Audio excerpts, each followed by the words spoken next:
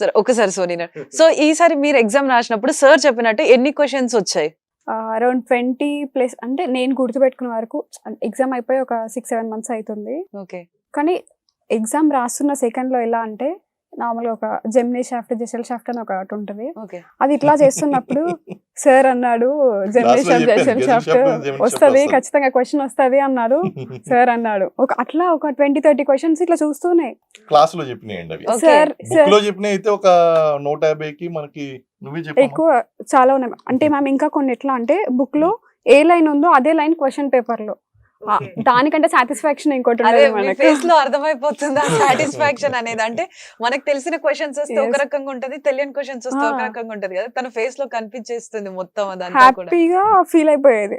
And ఆ exam టైంలో sir voice వినపడుతుంది బ్రెయిన్ లో. సో మీకు సార్ అన్నట్టు ఎగ్జామ్ రాసేప్పుడు సార్ వినిపించారు, సార్ కనిపించారు, ఎగ్జామ్ రాసేసారు. నేను ఒక్కదాన్ని కాదు, జాబ్ కొట్టిన వాళ్ళు చాలా వాళ్ళలో వాళ్ళు ఈజీగా చెప్పేస్తారు. సార్ ఈవెన్ ఎగ్జామ్ అయిపోయిన నెక్స్ట్ 1 hour కి సార్కి కాల్ చేసి సార్ మీరు అన్నది ఇది వచ్చింది ప్రతి ఒక్కరు మేము మా ఫ్రెండ్ సర్కిల్ కూడా మేము డిస్కస్ చేసేది వచ్చింది క్వశ్చన్ వచ్చింది హ్యాపీ అన్నట్టు.